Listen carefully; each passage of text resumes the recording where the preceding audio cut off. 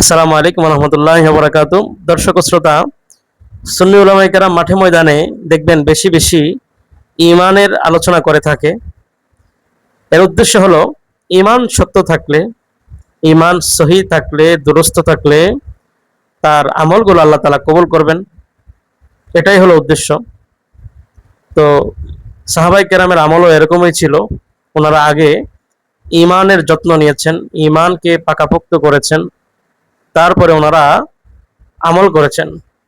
আমরা যদি সুনান ইবনে মাজাহ শরীফের একখানা হাদিস দেখি তাহলে দেখতে পাই সাহাবায়ে কেরাম, আপনারা স্ক্রিনে দেখতে পাবেন হাদিসটা।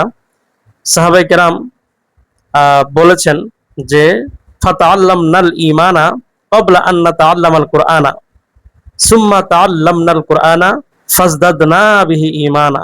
সাহাবায়ে কেরাম বলেছেন যে ওনারা আগে ঈমানের তালিম নিয়েছেন, তারপরে ওনারা কোরআন শরীফ পড়েছেন। কোরআন শরীফ তেলাওয়াত করা, কোরআনের আলোচনা করা, কোরআনের তাফসির করা, মাহফিল করা, এগুলো হলো ইবাদত। কিন্তু এগুলোর আগেও সাহাবায়ে কেরাম আগে ঈমানের তালিম নিয়েছেন।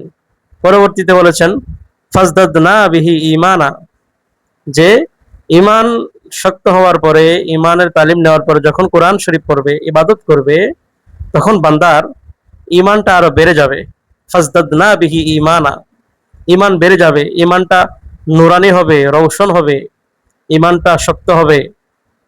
তাহলে বন্ধুরা আমার, মাঠে ময়দানে নামাজ, রোজা, হজ, যাকাত, দান, সাদাকা, কি পরিমাণ ওয়াজ চলে, কিন্তু ঈমানের মধ্যে খতরা রয়েছে, ঈমানের মধ্যে নুকসানিয়ত রয়েছে। এমন ঈমান নিয়ে নামাজ হাজারবার হজ করলে বা কি ফায়দা হবে? আশা করি আপনারা বিষয়টা বুঝতে পারছেন। আসসালামু আলাইকুম ওয়া রাহমাতুল্লাহ।